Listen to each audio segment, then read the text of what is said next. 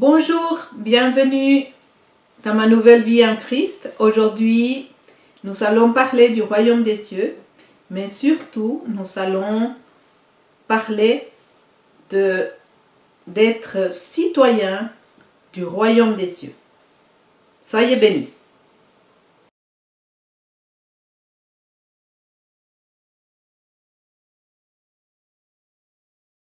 Pour commencer, je vais lire un passage d'Ésaïe 9, du verset 6 à 7, car il est important de savoir que le royaume des cieux est un gouvernement et que dans un gouvernement, dans ce royaume, il y a des lois, il y a des principes et que les lois gouvernent les citoyens de ce royaume.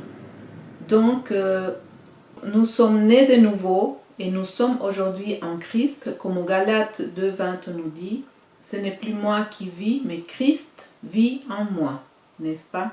On va regarder par rapport au royaume des cieux, ce qui est dit dans Ésaïe 9. Il dit, car un enfant nous est né, un fils nous est donné, et la domination reposera sur son épaule. On l'appellera admirable conseiller, Dieu puissant, Père éternel, Prince de la paix, donné à l'empire de l'accroissement et une paix sans fin au trône de David. Donc c'est un des objectifs, n'est-ce pas, du royaume, c'est donner de l'accroissement et une paix sans fin et à son royaume, et l'affermir et le soutenir par le droit et la justice. Vous voyez, dans le royaume des cieux, le royaume des cieux est soutenu par le droit et par la justice. Et puis c'est écrit de maintenant et pour toujours. Voilà ce que fera le zèle de l'Éternel. Donc, non seulement il est écrit que à Jésus-Christ lui a été donné la domination, n'est-ce pas, sur tout le royaume des cieux, mais que en plus de ça, il est appelé admirable conseiller, Dieu puissant, Père éternel et Prince de la paix. Et c'est là que nous voyons qu'il est l'image du Dieu invisible. Il a été cette image du Dieu invisible ici sur la terre. Donc, ensuite, nous voyons aussi dans Ésaïe 11,4 encore une description du royaume des cieux. Il dit, il jugera les pauvres avec équité. Donc, nous avons la notion de équité, c'est-à-dire c'est avec droiture, n'est-ce pas? Il y a avec justice que les pauvres seront jugés. Et il prononcera avec droiture sur les malheureux de la terre. Donc, il va défendre les malheureux de la terre. Il frappera la terre de sa parole comme d'une verge. Et du souffle de ses lèvres, il fera mourir le méchant. Vous vous souvenez que dans le Nouveau Testament, Jésus a dit « Ma parole est esprit et vie ». Donc, cela est ainsi. La parole de Dieu est esprit et vie. Et puis, quand il nous donne de prononcer quelque chose, c'est une parole certaine. C'est une parole qui va droit au but. L'ennemi ou le diable ne peut rien contre elle. Pourquoi? Parce que Jésus-Christ a vaincu le diable. Il est venu sur la terre pour détruire les œuvres du diable et cela a été ainsi. Donc, ensuite, en Ésaïe 11, verset 5, il dit « La justice sera la ceinture de ses flancs et la fidélité la ceinture de ses reins. » La justice pour qui? Pour tous ceux qui sont du royaume. Pour tous les enfants de Dieu. La justice pour les pauvres, pour la veuve, l'orphelin et pour l'immigrant. Et pour tout le peuple d'Israël. Et donc, la fidélité, c'est-à-dire qu'elle ne manquera pas son but. Elle est fidèle et qu'elle a accompli toute la volonté de notre Père. Ensuite, en Ésaïe 16, verset 5, c'est écrit que le trône, n'est-ce pas, de ce royaume s'affermira par la clémence, et l'on y verra siéger fidèlement dans la maison de David un juge ami du droit et zélé pour la justice. Il est important de prendre conscience que aujourd'hui, parce que nous sommes en Christ, nous sommes habitants du royaume des cieux. Je suis venu amener le royaume des cieux sur la terre. Mais nous allons regarder ce qu'il a dit par rapport au royaume des cieux. Donc, nous voyons déjà que dans le royaume des cieux, c'est en fait, si nous sommes citoyens d'un pays, nous sommes gouvernés par des lois et des principes dans ce pays que nous devons respecter, mais en même temps, le droit est exercé pour nous défendre en tant que citoyens s'il y a un voleur, un destructeur ou un tueur, n'est-ce pas? Et nous avons besoin de comprendre cela parce que le royaume des cieux, il a aussi des lois qui sont là pour nous protéger et nous défendre, mais aussi pour que légalement nous puissions nous défendre de cet ennemi que nous avons qui vole, qui vient pour détruire et tuer. Mais premièrement, nous avons besoin de prendre conscience que nous sommes citoyens du royaume des cieux. Parce que si nous passons notre pèlerinage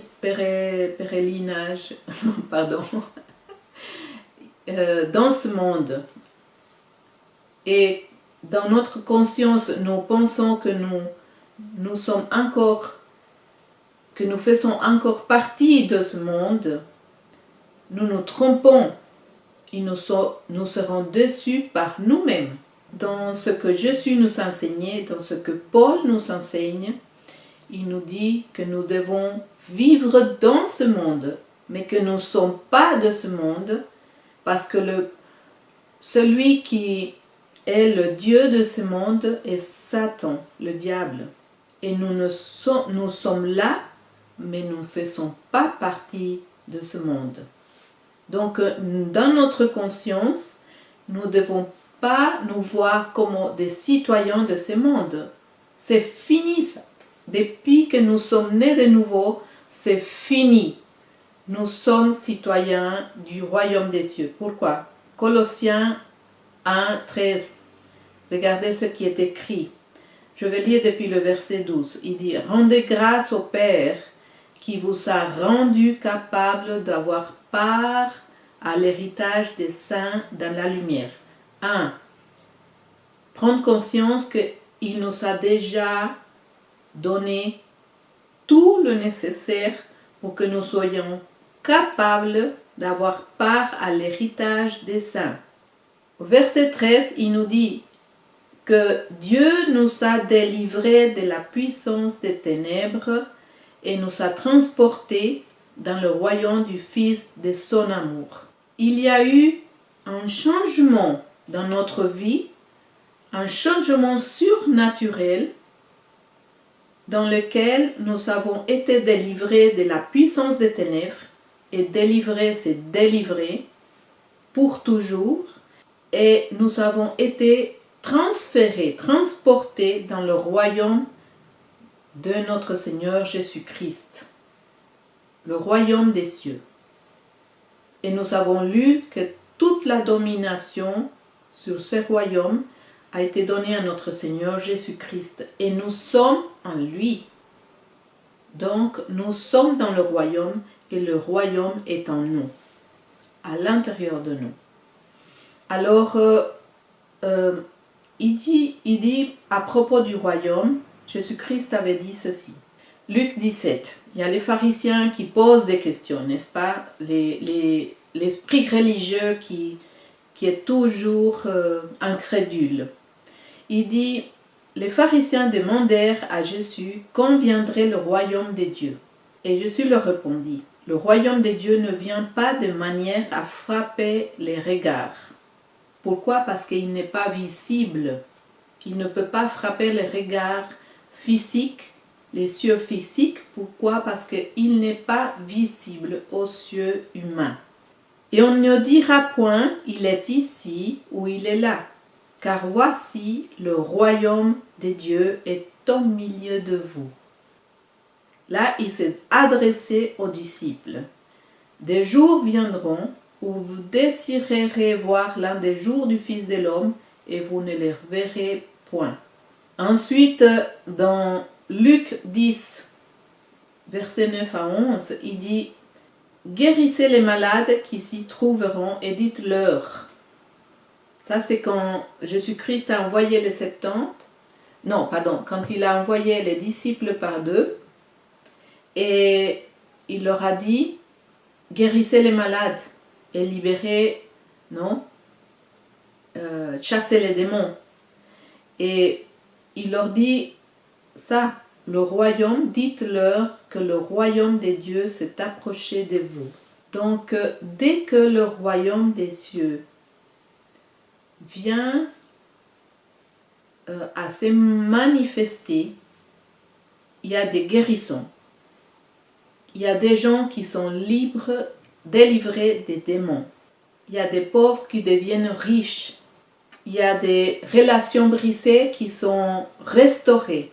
Le royaume des cieux se manifeste de cette manière-là. Regardez, Matthieu 12, 28, il dit « Si c'est par l'Esprit de Dieu que je chasse les démons, le royaume des dieux est donc venu vers vous. » Voilà une piste pour nous que quand nous imposons la main aux malades, c'est pas moi, c'est pas toi, c'est l'Esprit de Dieu qui fait cela au travers de nous. Donc la gloire à qui revient? À notre Père, au Dieu et Père de notre Seigneur Jésus-Christ. La gloire lui revient parce que ce n'est pas notre habilité, c'est l'habilité de Dieu en nous, par son esprit. Si nous chassons les démons, c'est par son esprit. Si nous guérissons les malades, c'est par son esprit. Et il dit, le royaume de Dieu est donc venu vers vous. Romains 14, 17, quelque chose de très important. Il dit, le royaume de Dieu n'est pas le manger et le boire. Parce que ça, c'est le manger et le boire, c'est en relation avec le corps, la matière. C'est le corps qui a besoin d'être nourri par la nourriture et par le liquide, l'eau. Ça n'a rien à voir avec le royaume des cieux. Ce n'est pas le manger et le boire, mais la justice, la paix et la joie. Donc, quand le royaume des dieux est au milieu de nous, nous devons nous attendre à quoi? Des jalousies, des envies, des envieux, des manifestations de comportements envieux, jaloux, des cris, de disputes. Non, non, nous ne devons pas nous attendre à ça. Quand le royaume des dieux est au milieu de nous, nous devons nous attendre à sa justice, à sa paix et à la joie qui se manifeste. Comme cela, nous savons si nous sommes en train de manifester le royaume des dieux sur la terre. Alors, il dit dans Luc 10, versets 9 à 11, il dit « Guérissez les malades qui s'y trouveront. » Ah pardon, je crois que j'avais déjà lu. Ensuite, il dit Matthieu 4, 24, il dit « Sa renommée se répandit dans toute la Syrie et on lui a amené tous ceux qui souffraient de maladies et de douleurs de divers genres, des démoniaques, des lunatiques, des paralytiques, et il les guérissait. C'est ce que Jésus faisait sur la terre. Et la parole dit qu'il a été oint pour ça. que Jésus-Christ a été en tant qu'homme oint par Dieu le Père pour qu'il fasse ces choses-là. Comme toi et moi, nous avons été oints pour que ces choses se produisent au travers de nous, par son esprit. Alors regardez, Acte 10, 38, c'est écrit ceci. Vous savez comment Dieu a oint du Saint-Esprit et de force. Toi aussi et moi aussi, nous avons été oints du Saint-Esprit et de force. Jésus-Christ de Nazareth, qui allait de lieu en lieu faisant du bien. Alors nous faisons quoi si nous sommes à l'image de Dieu et qu'en plus de ça, ce n'est plus moi qui vis, mais Christ vit en moi. Alors je fais quoi? Je fais ça aussi. Je vais de lieu en lieu en faisant du bien. Et guérissant tous ceux qui étaient sous l'empire du diable. Vous voyez? Pourquoi? Parce que Dieu était avec lui. Comme Dieu est avec nous aujourd'hui. Et Église, il est temps qu'on commence et qu'on se fortifie et qu'on fasse et qu'on laisse l'Esprit agir au travers de nous. Voilà, c'est ça. Qu'on se mette de côté et qu'on laisse le Saint-Esprit agir au travers de nous. Et vous voyez que il est question de l'empire du diable. Pourquoi? Parce que le Dieu de ce monde, c'est le diable. Alors, il est important de se poser la question.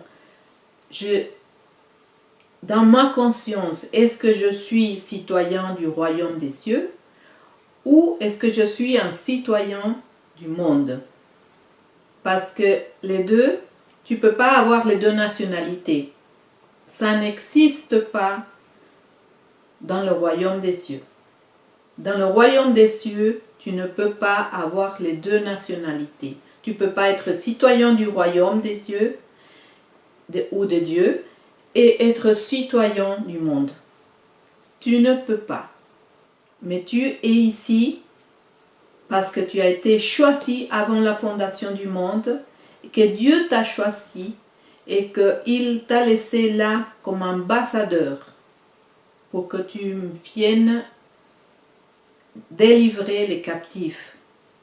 Nous avons cette tâche d'annoncer l'évangile, d'annoncer le royaume des cieux et sa justice. Alors soyez bénis et je vais faire une prière quand même. Père éternel, nous te remercions aujourd'hui, Seigneur, dès que les œuvres, c'est toi qui les fais au travers de nous par ton Esprit Saint. Aide-nous, Seigneur, à nous abandonner entièrement en toi et à nous soumettre complètement dans ta volonté. Aujourd'hui, je déclare que tous ceux qui n'est pas aligné en nous avec ta volonté s'alignent au nom de Jésus, afin que la justice du royaume se manifeste ici sur la terre et que nous puissions, Seigneur, laisser que ton esprit agisse en nous pour délivrer les captifs, pour guérir les malades et pour libérer ceux qui sont sous une emprise démoniaque. Béni sois-tu, Père éternel, au nom de Jésus-Christ. Amen. Si vous avez aimé cette vidéo, partagez, cela m'aidera à continuer de faire avancer le royaume des cieux sur la terre. Merci.